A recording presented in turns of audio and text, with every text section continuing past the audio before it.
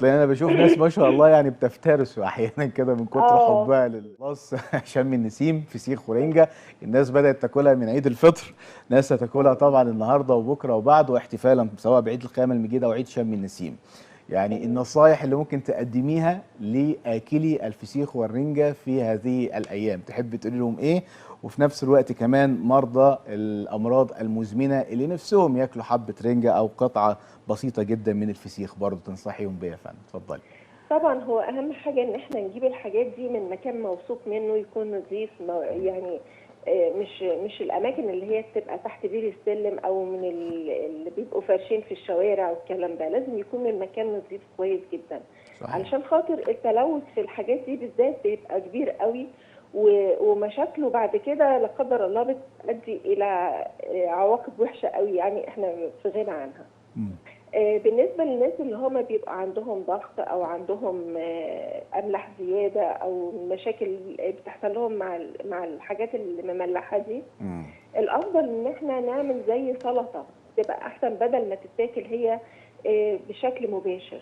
مم. يعني الأفضل مثلا ممكن نحط فلفل أخضر سواء حراق أو رومي، مم.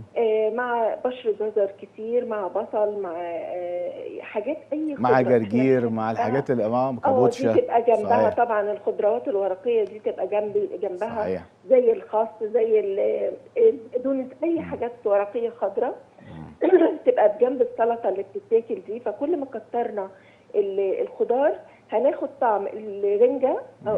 هي طبعا الرنجه هي اللي بتتعمل كده. الفسيخ بقى بيتحط له ليمون وزيت بس، يعني ما اعتقدش ان في حد بيعمله سلطه. مم.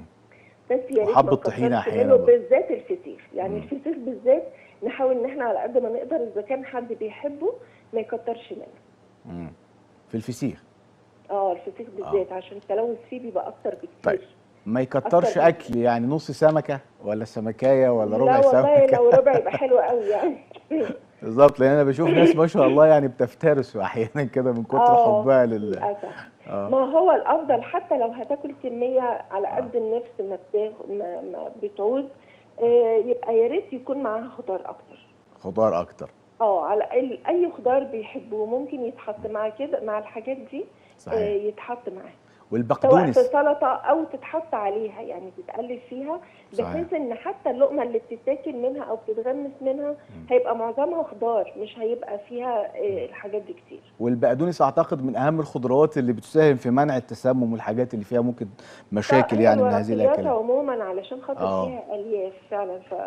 والبقدونس زي ما قلت لحضرتك كده برضو علشان خاطر هما كده بيحطوه مع المشويات والحاجات صحيح، اللي هي عشان كده يمتص فبتمتص الاشياء فعلا. الضاره اللي فيها.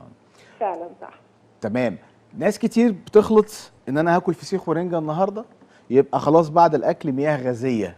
الامر ده تحب تقول لنا عنه ايه يا دكتور؟ لان هم بيزودوا الطينه بله زي ما بيقولوا كده بالمعنى الدارج. بالظبط اه. بالظبط كده. هي المياه الغازية ما هي إلا سعرات حرارية زيادة، بالإضافة ليها أضرار كمان.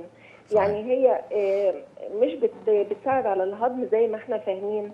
لا مم. بالعكس، ده هي الحمض الكربونيكي اللي موجود فيها هو ده اللي بيعمل الغازات وبيؤدي للتجشؤ، يعني بيبقى فيه تجشؤ بعد شربها.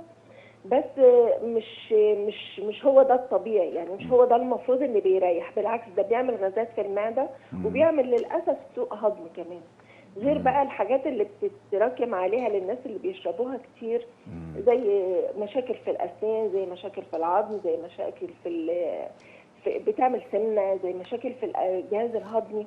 فيعني حتى لو نفسنا فيها قوي هتبقى كمية صغيرة جدا وبعيد عن الأكل. مم. طيب، ممكن نستبدل المياه الغازيه بايه؟ مثلا بليمون، بالنعناع، بفواكه زي البطيخ. مثلا مم. طبعا. مم. يعني هي لو عصرت نص ليمونه حتى على نص كوبايه ميه، او حتى على كوبايه ميه، واتشربت بعد الاكل، حتى لو في مشاكل في الاكل اللي احنا اكلناه، اولا مم. بتطهر، وبعدين احنا بناخد فيتامين سي، وبعدين بتغير القلويه بتاعه الجسم، فبتخلي الجسم مقاوم اكتر وما بيتخنش اكتر، ما بيبقاش عرضه للتخن اكتر. صحيح. فاللي بيتعود على كده فعلا بيبقى حاجه كويسه قوي ان هو ياخد عصره ليمون من غير سكر طبعا، صحيح. على ميه بعد الاكل.